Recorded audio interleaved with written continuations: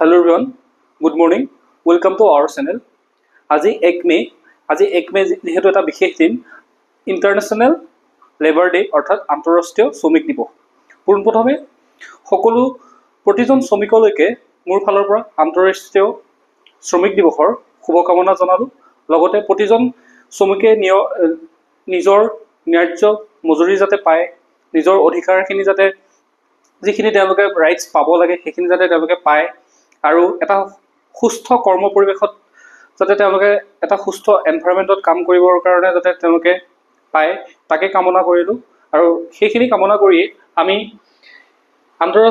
আন্তৰ্জাতিক অৰ্থাৎ বা আন্তঃৰাষ্ট্ৰীয় শ্ৰমিক দিৱস কি হয় আৰু এই শ্ৰমিক দিৱস কিয় পালন কৰা হয় আৰু ইয়াৰ ৰিলেটেড যিখিনি আমাৰ এক্সাম অৰিয়েণ্টেড আমাৰ যিখিনি আমি কথা জানিব লাগে, আমি এটা পৰীক্ষাত এই টপিকটোৰ ওপৰত ভিত্তি কৰি কেনেধৰণৰ প্ৰশ্ন আহিব পাৰে আমি সেই গোটেইখিনি MCQ ফৰ্মতো লৈ আছোঁ। প্ৰথমতে আমি কনচেপ্টটো জানি লওঁ, কনচেপ্টটো ক্লিয়াৰ কৰি লওঁ, তাৰপিছতে আমি কুৱেশ্যনকেইটা বা MCQ কেইটা ছল্ভ কৰিম। ঠিক আছে, তেন্তে ভিডিঅ'টোলৈ আগবাঢ়োঁ। তো আজি 1 মে হৈছে আন্তৰ্জাতিক শ্ৰমিক দিৱস অৰ্থাৎ ইণ্টাৰনেশ্যনেল লেবাৰ ডে।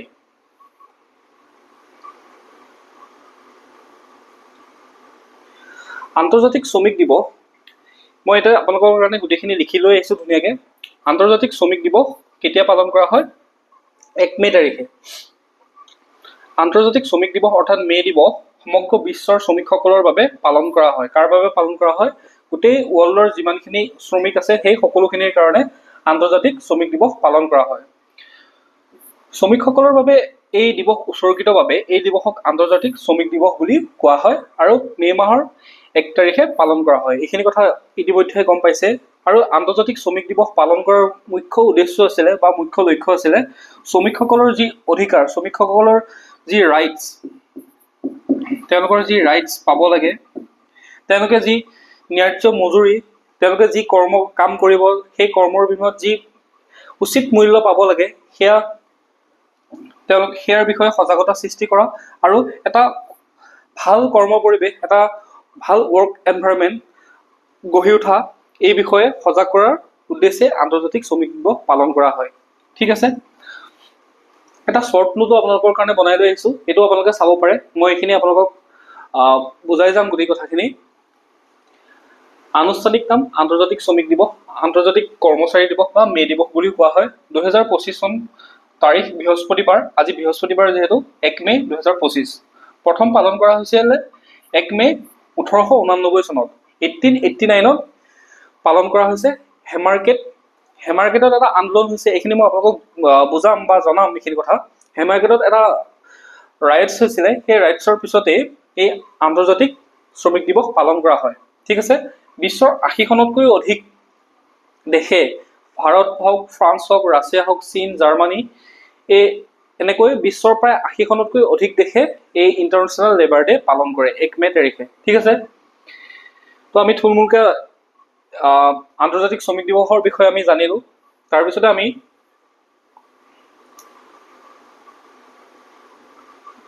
আন্তৰ্জাতিক শ্ৰমিক দিৱসৰ ইতিহাসৰ বিষয়ে, এই শ্ৰমিক দিৱস কি কাৰণেনো 1 মে'ৰ পৰা পালন কৰা হয় বা ইয়াৰ আঁৰৰ কি ঘটনা আছে বা কি কাহিনী আছে আমি সেই বিষয়ে জানিম।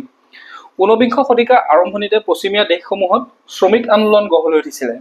যিবিলাক ৱেষ্টাৰ্ণ কাণ্ট্ৰি আছে সেই কাণ্ট্ৰিবিলাকত কি হৈছিলে, লেবাৰসকলে আন্দোলন কৰিব লৈছিলে আৰু ট্ৰেড ইউনিয়ন অৰ্থাৎ তেওঁলোকৰ সংগঠনবোৰ গঢ় লৈছিলে। সেই সময়ত উঠাৰ লগে লগে কি হৈছিলে, ট্ৰেড ইউনিয়নৰ লোকসকলে পোনপ্ৰথমবাৰৰ বাবে আন্তৰ্জাতিক শ্ৰমিক দিৱস পালন কৰাৰ বা উদযাপন কৰাৰ পোষকতা কৰিছিলে। মানে কি হৈছিলে, আপোনাৰ প্ৰায় 1500 শতিকা মানলৈকে ৱেষ্টাৰ্ণ যিবিলাক পশ্চিমীয়া দেশ আছিলে সেইবোৰ দেশত ডাৰ্ক এজ চলি আছিলে, মানে অন্ধকাৰ যুগ। তাতে কোনো ধৰণৰ ডেভেলপ হোৱা নাছিলে। তাৰপিছত 1400-1500 শতিকা মানৰ পৰা তেওঁলোকে কি কৰিছিলে, চি ৰুট আৱিষ্কাৰ কৰিছিলে। তেওঁলোকৰ তাতে যিসকল মানুহ আছিলে তেওঁলোকে বুজি পাইছিলে বা সেইটো তেওঁলোকে এটা ডিস্কভাৰ কৰিবৰ কাৰণে তেওঁলোক আগ্ৰহী হৈ উঠিছিলে। তেওঁলোকে যিবিলাক সাগৰীয় পথ আছিলে সেই সাগৰীয় পথবিলাক তেওঁলোকে আৱিষ্কাৰ কৰিবলৈ আৰম্ভ কৰিছিলে। আৰু সেই সাগৰীয় পথবোৰ যেতিয়া আৱিষ্কাৰ হোৱাৰ লগে লগে তেওঁলোকে এখন দেশৰ পৰা বা এখন মহাদেশৰ পৰা আন এখন মহাদেশলৈ তেওঁলোকে জাহাজ লৈ পেলাই, সেই সময়ত জাহাজ নাছিলে, সেই সময়ত নাও লৈ পেলাই তেওঁলোকে কি কৰিছিলে, দেশসমূহ বা কণ্টিনেণ্টসমূহ তেওঁলোকে ভ্ৰমণ কৰিছিলে। আৰু ভ্ৰমণ কৰাৰ ফলত কি হৈছিলে, যেতিয়া সদাগৰবিলাকে নাবিকসকলে যেতিয়া ভ্ৰমণ কৰিছিলে, ভ্ৰমণ কৰি পেলাই ইখন কণ্টিনেণ্টৰ পৰা সিখন কণ্টিনেণ্ট বা ইখন দেশৰ পৰা সিখন দেশৰ মাজত এটা ব্যৱসায় বাণিজ্যৰ এটা মানে পৰিৱেশ গঢ় লৈ উঠিছিলে। আৰু সেই পৰিৱেশটো গঢ় লৈ উঠাৰ পিছতে যেতিয়া আপোনাৰ 17-18 চেঞ্চুৰীত যেতিয়া সেই ধৰি লওক আমাৰ ভাৰতত ভাস্কো দা গামা আহিছিলে, ফাৰ্ষ্টতে তেওঁ চি ৰোড ডিস্কভাৰ কৰিছিলে। আৰু সেই তেওঁলোক যেতিয়া আহিছিলে ইয়াৰ পৰাতো সম্পদ লৈ গৈছিলে, ইয়াৰে কিছুমান সম্পদ লৈ গৈছিলে, যেনেকে ভাস্কো দা গামা আহোঁতে ইয়াৰ পৰা মছলা এনেকুৱা ধৰণৰ প্ৰডাক্টবিলাক লৈ গৈছিলে। সেইবিলাক লৈ গৈ পেলাই তাতে যেতিয়া ব্যৱসায় কৰিছিলে, ব্যৱসায় কৰাৰ ফলত তাতে প্ৰায় 1700-1800 শতিকাত কি হৈছিলে, এটা ৱেষ্টাৰ্ণ দেশবোৰত ইণ্ডাষ্ট্ৰিয়েল ৰিভলিউচন এটা আহিছিলে, ঔদ্যোগিক এটা মানে নৱজাগৰণ আহিছিল। তাতে কি হৈছিলে, উদ্যোগসমূহ স্থাপন কৰা হৈছে। উদ্যোগসমূহ স্থাপন কৰাৰ লগে লগে উদ্যোগসমূহততো শ্ৰমিক লাগিব। আৰু যেতিয়া প্ৰথম সেই উদ্যোগসমূহ স্থাপন কৰা হৈছিলে, উদ্যোগসমূহ স্থাপন কৰাৰ লগে লগে শ্ৰমিকৰ প্ৰয়োজন হৈছিলে। আৰু যেতিয়া সেই কেঁচামালসমূহ নি পেলাই তাতে উদ্যোগত তেওঁলোকে কেঁচামাল প্ৰডাক্টবিলাক তেওঁলোকে বজাৰত বিক্ৰী কৰিব পৰা প্ৰডাক্টলৈ পৰিণত কৰি তুলিছিলে। তো সেই শ্ৰমিকসকলক যেতিয়া তাতে লগাইছিলে, শ্ৰমিকসকলে প্ৰায় 15-16 ঘণ্টা তেওঁলোকে তাতে কাম কৰিব লগা হৈছিলে। 14-15-16 এনেকুৱা মানে তেওঁলোকৰ শোষণ কৰাৰ নিচিনা হৈছিলে। আৰু সেই সময়ত কি হৈছিলে, কেপিটেলিষ্ট অৰ্থাৎ পুঁজিপতি লোকৰ সংখ্যা বৃদ্ধি পাইছিলে, ধনী পুঁজিপতি লোকসকলৰ সংখ্যা বৃদ্ধি পাইছিল। আৰু তেওঁলোকে কি কৰিছিলে, ইণ্ডাষ্ট্ৰি স্থাপন কৰিছিলে। আৰু সেই ইণ্ডাষ্ট্ৰিত মানে লেবাৰবিলাকক অৰ্থাৎ শ্ৰমিকসকলক তাতে নিয়োগ কৰিছিলে, যিহেতু ইণ্ডাষ্ট্ৰিত ৱৰ্কাৰ লাগিব, শ্ৰমিক লাগিব। সেই শ্ৰমিকসকলক নিয়োগ কৰাৰ ফলত শ্ৰমিকসকলক শোষণ কৰিছিলে এক প্ৰকাৰৰ। আৰু সেই শোষণৰ ফলতে সেই তেনেকুৱা ধৰণৰ বহু ঘটনাৰ ফলত, অকল সেইটোৱে নহয় আৰু তেনেধৰণৰ বহুত ঘটনা আছে, যিখিনি ইয়াতে এতিয়া মই কৈ থাকিলে ভিডিঅ'টো দীঘলীয়া হৈ গৈ থাকিব, সেইকাৰণে এটা চমু আভাস দিছোঁ। তাৰ ফলতে কি হৈছিলে, এটা আন্দোলন এটা গঢ় লৈ উঠিছিলে শ্ৰমিকসকলৰ মাজত। যেতিয়া 15-16 ঘণ্টা এজন শ্ৰমিকে কাম কৰিব লগা হৈছিলে, আৰু 15-16 ঘণ্টা বাৰু কাম কৰিছে, কিন্তু তাৰ বিনিময়ত উপযুক্ত মজুৰি পোৱা নাছিলে। উপযুক্ত যিটো তেওঁ পাব লাগে টকা যিটো পাব লাগে, সেইটো তেওঁক দিয়া হোৱা নাছিলে। তো তাৰপিছতে কি হৈছিলে, পোনপ্ৰথমে আমেৰিকা যুক্তৰাষ্ট্ৰ আৰু কানাডাত 1880 দশকত শ্ৰমিক দিৱসৰ বাবে ছেপ্টেম্বৰ মাহত বন্ধৰ প্ৰস্তাৱ এটা দিয়া হয়। বাকী এক আন্দোলন গঢ় লৈ উঠিছিলে। আমেৰিকাত কি কৰিছিলে, আমেৰিকা আৰু কানাডা দেশসমূহত 1880 দশকত 1880ত শ্ৰমিকসকলে শ্ৰমিক দিৱসৰ বাবে ছেপ্টেম্বৰ মাহটো বন্ধ বিচাৰি পেলাই এক আন্দোলন গঢ়ি তুলিছিলে। তাৰপিছতে 1886 চনৰ 1 মে তাৰিখে আমেৰিকা যুক্তৰাষ্ট্ৰৰ চিকাগোত কি হৈছিলে, শ্ৰমিকৰ 8 ঘণ্টাৰ কৰ্মদিন গ্ৰহণ কৰিবলৈ এক প্ৰতিবাদ তেওঁলোকে কৰিবলৈ ওলাই আহিছিলে। আৰু ইয়াক হেমাৰকেট ৰায়ট অৰ্থাৎ হেমাৰকেট আন্দোলন বুলি জনা যায়। বিখ্যাত হেমাৰকেট আন্দোলন বা হেমাৰকেট ৰায়ট বুলি জনা যায়। তাৰপিছতে কি হৈছিলে, 1889 চনৰ মাৰ্কছিষ্ট ইণ্টাৰনেশ্যনেল ছ'চিয়েলিষ্ট কংগ্ৰেছে এটা প্ৰস্তাৱ দিছিলে যে কোনো শ্ৰমিকক দৈনিক 8 ঘণ্টাৰ ওপৰত তেওঁ কেতিয়াও কাম কৰিবলৈ জোৰ কৰিব নোৱাৰিব। তেওঁ কোনো এটা ইণ্ডাষ্ট্ৰিতে হওক বা কোনো এটা কাৰ্যালয়তে হওক, তেওঁ 8 ঘণ্টাতকৈ বেছি তেওঁক খটুৱাব নোৱাৰিব। 8 ঘণ্টাতকৈ বেছি তেওঁক সেই কাম কৰাব নোৱাৰিব। 24 ঘণ্টাত 8 ঘণ্টাহে তেওঁক সেই ডিউটি বা দায়িত্বটো দিব পাৰিব। সেই 8 ঘণ্টাক লৈ পেলাই এটা কি হৈছিলে, ডাঙৰ এটা হেমাৰকেটত এটা আন্দোলন হৈছে। এইটোক হেমাৰকেট ৰায়ট বুলি কোৱা হয়। বেছি সময় কামত লগাব নোৱাৰিব। তাৰপিছতে হেমাৰকেট ৰায়টক স্মৰণ কৰি প্ৰতি বছৰে 1 মে তাৰিখে কি কৰা হয়, আন্তৰ্জাতিক শ্ৰমিক দিৱস পালন কৰা হয়। সেই হেমাৰকেটত কি হৈছিলে, আপোনাৰ 1886 চনৰ 1 মে তাৰিখে আমেৰিকা যুক্তৰাষ্ট্ৰৰ চিকাগোত যেতিয়া শ্ৰমিকসকলে আন্দোলনটো কৰিছিলে, তাতে বহুত শ্ৰমিকক কি কৰিছিলে, প্ৰশাসনে, পুলিচে গুলিয়াই পেলাই হত্যা কৰিছিলে। আৰু সেই গুলিয়াই পেলাই যে শ্ৰমিকসকলক হত্যা কৰিছিলে, হত্যা কৰাৰ ফলত তাতে মানে বম্বিঙৰ ধৰণৰ এনেকুৱা ঘটনাও ঘটিছিলে। সেই চিকাগোত যি প্ৰতিবাদ হৈছিলে, সেই প্ৰতিবাদত কোনোবাই বম্বিং কৰিছিলে। বম্বিং কৰাৰ ফলত পুলিচসকলে কি কৰিছিলে, শ্ৰমিকসকলক নিৰ্বিচাৰে গুলীচালনা কৰিছিলে, ফলত বহুকেইজন শ্ৰমিক মৃত্যু হয়। তাৰপিছতে সেই ডেটোক 1 মে তাৰিখে সেই চিকাগোত যে সেই প্ৰতিবাদটো হৈছিলে 1886ত, সেই দিনটোকে স্মৰণ কৰি পেলাই কি কৰা হয় শ্ৰমিক দিৱস আন্তৰ্জাতিক শ্ৰমিক দিৱস পালন কৰা হয় ভাৰতবৰ্ষত শ্ৰমিক দিৱসৰ ইতিহাস যদি আমি চাওঁ তেতিয়াহ'লে ভাৰতবৰ্ষত পোনপ্ৰথমবাৰৰ বাবে 1923 চনৰ 1 মে তাৰিখে হিন্দুস্তানৰ লেবাৰ কিষাণ পাৰ্টিয়ে পোনপ্ৰথমবাৰৰ বাবে কি কৰিছিলে শ্ৰমিক দিৱস পালন কৰিছিলে হিন্দুস্তান লেবাৰ কিষাণ পাৰ্টি মনত ৰাখিব মই এমচিকিউ লৈ আছো বাৰু আমি ৰিভাইজ কৰিম এইখিনি বস্তু বুজি পালে শ্ৰমিক দিৱস কি কাৰণে পালন কৰা হয় শ্ৰমিক দিৱস 1 মে তাৰিখে কিয় পালন কৰা হয় ইয়াৰ আঁৰত কি ঘটনা বা কি কাহিনীটো কি সেইটো থুলমূলকৈ মই আপোনালোকক ক'বলৈ চেষ্টা কৰিলোঁ ঠিক আছে বুজি পাইছে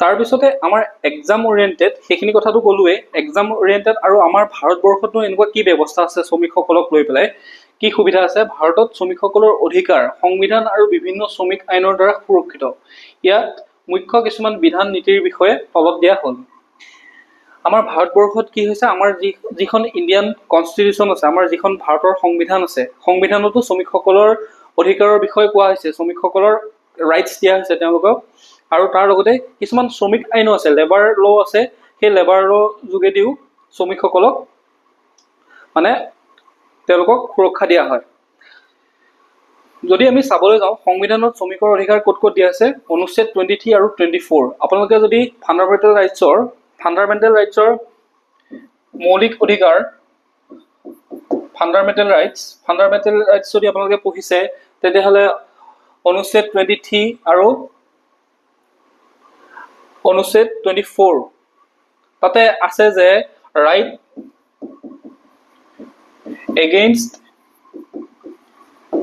এগেইনষ্ট এক্সপ্লয়টেশ্যন ঠিক আছে ৰাইট এগেইনষ্ট এক্সপ্লয়টেশ্যন অৰ্থাৎ শোষণৰ বিৰুদ্ধে অধিকাৰ তাতে কি আছে 23 আৰু 24 অনুচ্ছেদ 23 আছে বলপূৰ্বক শ্ৰম ফ'ৰ্চ লেবাৰ নিষিদ্ধ আৰু অনুচ্ছেদ 24 কি আছে 14 বছৰ তলৰ শিশুক কামত নিয়োগ কৰাটো বেআইনী চাইল্ড লেবাৰ 14 বছৰ তলৰ যিমানখিনি শিশু আছে সেই শিশুসকলক কি কৰিব নোৱাৰিব কামত লগাব নোৱাৰিব এইটো এটা বেআইনী হয় অনুচ্ছেদ 23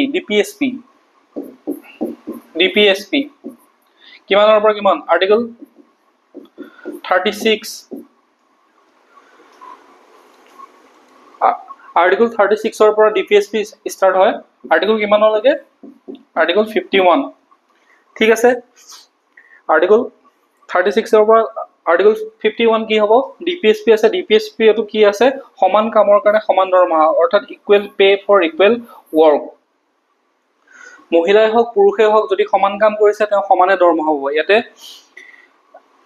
সকলোকে যদি তেওঁ যি ইকুৱেল পে কৰা হ'ব যদি ইকুৱেল কাম কৰিছে ঠিক আছে ডিপিএছপি টো আমাৰ সেই কথা লিখা আছে ডিপিএছপি আৰ্টিকল 41 কাম কৰাৰ অধিকাৰ আছে শিক্ষা আৰু ৰাজহুৱা সহায়ৰ ব্যৱস্থা কৰে আৰ্টিকল 41 ত কি আছে কিহৰ অধিকাৰ আছে কাম কৰাৰ অধিকাৰ আছে ৰাইট টু ৱৰ্ক আছে এডুকেশ্যন আছে ৰাজহুৱা সহায়ৰ ব্যৱস্থা ৰাজহুৱাভাৱে তেওঁ সহায়ো কৰিব পাৰে তাৰপিছত আৰ্টিকল 43 যদি চাওঁ জীৱন ধাৰণৰ উপযোগী মজুৰি আৰু সন্মানজনক জীৱন যাপনৰ সুবিধা দিয়াৰ কথা কয় আৰ্টিকল 43 কি আছে জীৱন যাপনৰ উপযোগী মজুৰি আপুনি কিবা এটা কাম কৰিছে সেই কামটোত আপুনি যদি এটা উপযুক্ত মজুৰি সেই কামটোৰ কাৰণে যদি 100 টকা দিব লগা হয় তেতিয়াহ'লে আপুনি 100 টকাই পে কৰিব লাগিব আপুনি সেই কামটোত 80 টকা পে কৰিব নোৱাৰিব যিটো কামৰ মূল্য 100 টকা আপুনি সেই 100 টকাই পে কৰিব লাগিব জীৱন ধাৰণৰ উপযোগী লিভিং ৱেজ পাব লাগিব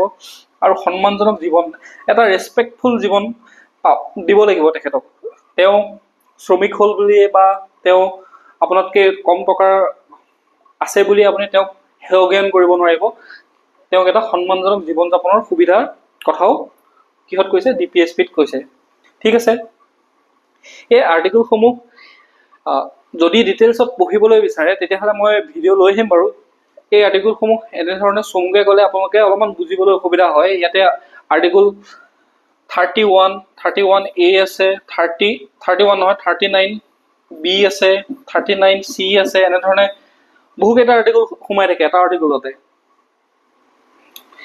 31 ক্লজ বি 31 ক্লজ এ 31 ক্লজ চি এনেধৰণে এটা জাষ্ট বেছিক আইডিয়া এটা দিবলৈ আপোনালোকক চেষ্টা কৰিছোঁ আমাৰনো ভাৰতবৰ্ষত শ্ৰমিকসকলৰ বাবে কেনেধৰণৰ আইন আছে বা কি ব্যৱস্থা আছে তাৰপিছতে আমি এতিয়া কেইটামান MCQ সলভ কৰোঁ। আমি যিখিনি পঢ়িলোঁ সেই পঢ়াখিনিৰ পৰা আমি কিছুমান MCQ সলভ কৰোঁ যাতে আমাৰ ৰিভাইজ হৈ যায়। আন্তৰ্জাতিক শ্ৰমিক দিৱস কেতিয়া পালন কৰা হয়? 1 মে। আন্তৰ্জাতিক শ্ৰমিক দিৱসৰ মূল উদ্দেশ্য কি আছিলে? শ্ৰমিকসকলক বিনামূলীয়া খাদ্য যোগান ধৰা নহয়, শ্ৰমিকসকলক তেওঁলোকৰ অধিকাৰৰ বিষয়ে সজাগ কৰা, নতুন চাকৰিৰ সুবিধা প্ৰদান কৰা নহয়, শ্ৰমিক সংঘৰ নেতাসকলক সন্মান জনোৱা। অপশ্যন বি, শ্ৰমিকসকলক তেওঁলোকৰ অধিকাৰৰ বিষয়ে সজাগ কৰা, তেওঁলোকৰ কি কি ৰাইটছ আছে সেই ৰাইটছখিনি তেওঁলোকৰ ওচৰত তেওঁলোকক সেইখিনি জনোৱা।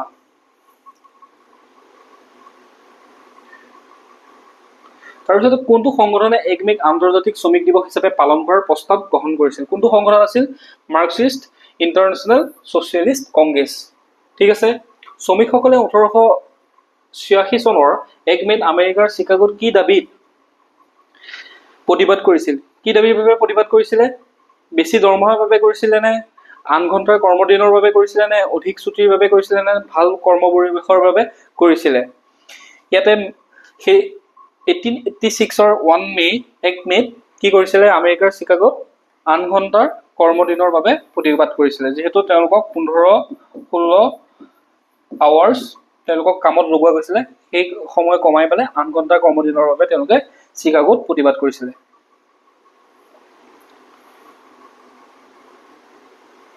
তাৰপিছতে নেক্সট কুৱেশ্যনটো আহিছে, পোনপ্ৰথমে ক'ত শ্ৰমিক দিৱসৰ বাবে ছেপ্টেম্বৰ মাহত বন্ধৰ প্ৰস্তাৱ ৰখা হৈছিল? ভাৰত আৰু চীনত নহয়, ইংলেণ্ড আৰু ফ্ৰান্সত নহয়, ৰাছিয়া আৰু জাৰ্মানীত নহয়, পোনপ্ৰথমে ক'ত সেই বন্ধৰ প্ৰস্তাৱ ৰখা হৈছিলে? আমেৰিকাৰ যুক্তৰাষ্ট্ৰ আৰু কানাডাত। 1886 চনত গ্ৰহণ কৰা প্ৰস্তাৱ অনুসৰি শ্ৰমিকসকলক দৈনিক কিমান ঘণ্টাৰ বেছি কাম কৰিবলৈ দিয়া নহ'ব বুলি ঠাৱৰ কৰা হৈছিলে? ইতিমধ্যে আমি পঢ়ি আহিছোঁ, সেইটো কি হ'ব? 8 ঘণ্টা। ঠিক আছে। 8 ঘণ্টাৰ বাবে তেওঁলোকে 8 ঘণ্টাত তেওঁলোকে আৰু বেছি কাম কৰিব নোৱাৰিব সেই বুলি প্ৰস্তাৱ দিয়া হৈছিলে।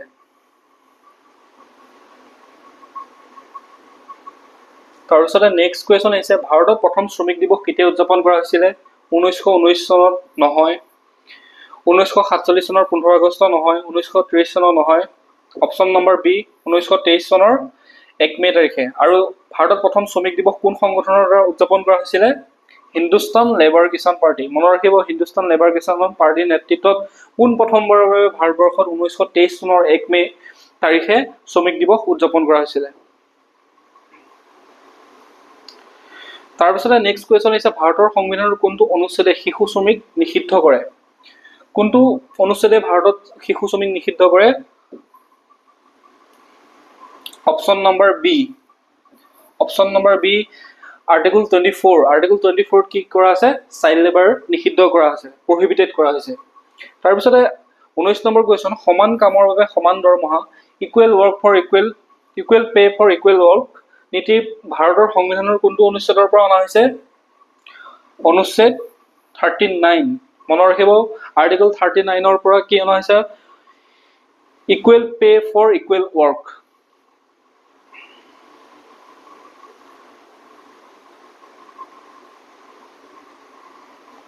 তাৰপিছতে নেক্সট কুৱেশ্যন হৈছে, ভাৰতে আন্তৰ্জাতিক শ্ৰম সংস্থা ILO মানে ইণ্টাৰনেশ্যনেল লেবাৰ অৰ্গেনাইজেশ্যনৰ কোনটো চুক্তি অনুমোদন কৰিছে?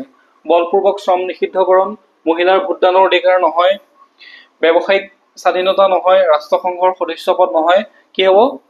অপশ্যন এ, বলপূৰ্বক শ্ৰম নিষিদ্ধ কৰাৰ কাৰণে চুক্তিটোত অনুমোদন জনাইছে।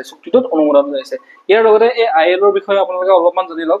ILO হৈছে এটা আন্তঃৰাষ্ট্ৰীয় এটা সংগঠন, আন্তৰ্জাতিক এটা লেবাৰ সংস্থা, লেবাৰ অৰ্গেনাইজেশ্যন। ইয়াৰ ফুল ফৰ্ম হৈছে, অসমীয়াত যদি চায় তেতিয়াহ'লে আন্তৰ্জাতিক শ্ৰম সংস্থা, আৰু ইংৰাজীত যদি চায় ইণ্টাৰনেশ্যনেল লেবাৰ অৰ্গেনাইজেশ্যন। ঠিক আছে। আৰু চমুকে কি বুলি কোৱা হয়? ILO। ILO ৰাষ্ট্ৰসংঘৰ এটা বিশেষ সংস্থা, অৰ্থাৎ ইউনাইটেড নেশ্যন বা ৰাষ্ট্ৰসংঘৰ এটা বিশেষ সংস্থা কি হৈছে? ইণ্টাৰনেশ্যনেল লেবাৰ অৰ্গেনাইজেশ্যন, যি বিশ্বজুৰি শ্ৰমিকৰ অধিকাৰ, শ্ৰমিকে যি ৰাইটছ পাব লাগে তাক যাতে ছেভ হৈ থাকে, সুৰক্ষিত হৈ থাকে, সুৰক্ষিত কৰাৰ বাবে কি কৰে? কাম কৰে। ইয়াৰ প্ৰতিষ্ঠা হৈছিল মনত ৰাখিব, ইম্পৰ্টেণ্ট হয়, এক্সামত আহিব। 1919 চনত ক'ত হৈছিলে? ছুইজাৰলেণ্ডৰ জেনেভা। ছুইজাৰলেণ্ডৰ ক'ত আছিলে কাৰ্যালয়, মুখ্য কাৰ্যালয়? জেনেভাত আছে। ILO ইণ্টাৰনেশ্যনেল লেবাৰ অৰ্গেনাইজেশ্যনৰ মুখ্য কাৰ্যালয় হৈছে জেনেভা, য'ত জেনেভা ক'ত আছে? ছুইজাৰলেণ্ডত আছে। আৰু কেতিয়া হৈছিলে? 1919 চনত। ঠিক আছে। ILOৰ মুখ্য উদ্দেশ্য হৈছে শ্ৰমিকসকলক সামাজিক ন্যায়, ছ'চিয়েল জাষ্টিচ, সন্মানজনক কামৰ সুবিধা, তেওঁলোকে যাতে ডিগনিটি পায়, উন্নত জীৱন যাপন, এটা ভাল জীৱন যাপন তেওঁলোকে উদযাপন যাতে কৰিব পাৰে, তাৰ সেই উদ্দেশ্যে ILOৱে কাম কৰি আহিছে। ঠিক আছে। তো আন্তৰ্জাতিক শ্ৰমিক দিৱস বা ইণ্টাৰনেশ্যনেল লেবাৰ ডে বিষয়ে আমি যিখিনি জানিব লাগে, এক্সাম ওৰিয়েণ্টেড আমাৰ যিখিনি তথ্য লাগে, সেই গোটেইখিনি আপোনালোকক ওচৰত মই ইতিমধ্যে লৈ আহিলোঁ, বা সেইখিনি আমি জানিলোঁ। তো আপোনালোকে ভিডিঅ'টো যদি কিবা ৰখি গৈছে আকৌ এবাৰ ৰিপিট কৰি পেলাই চাব পাৰে, তেতিয়া কনচেপ্টখিনি ক্লিয়াৰ হ'ব। মই যিমানখিনি পাৰিছোঁ, মানে কম সময়তে বুজাবৰ কাৰণে চেষ্টা কৰিছোঁ। তো আমি MCQ লৈ আহিছোঁ, MCQখিনি আপোনালোকে অলপমান ৰিভিজন দিব, তেতিয়া আপোনালোকৰ মনত ৰখি যাব। দুবাৰ বা তিনিবাৰ যদি আপোনালোকে ৰিভিজন দিয়ে, তেতিয়াহ'লে আপোনালোকৰ কথাখিনি অতি সোনকালে মনত ৰখি যাব। ঠিক আছে। ভিডিঅ'টো যদি ভাল পালে লাইক কৰিব, কিবা জানিব লগা থাকিলে বা কিবা ক'ব লগা থাকিলে আপোনালোকে কমেণ্ট ছেকশ্যনত গৈ লিখিব পাৰে, তাতে জনাব পাৰে। আৰু চেনেলটো ছাবস্ক্ৰাইব কৰি ল'ব। আৰু এনেধৰণৰ ভিডিঅ' যি এক্সামৰ কাৰণে অতিকে গুৰুত্বপূৰ্ণ, মই এক্সামৰ কাৰণে অতিকে গুৰুত্বপূৰ্ণ গোটেই যিমান যি জানিব লাগে সেইসমূহ প্ৰতিদিনে আপোনালোকৰ ওচৰলৈ লৈ আহিম। তো আপোনালোকে চেনেলটো ছাবস্ক্ৰাইব কৰাৰ লগতে ন'টিফিকেশ্যন বেল আইকনটো প্ৰেছ কৰি ল'ব। ঠিক আছে। Thank U.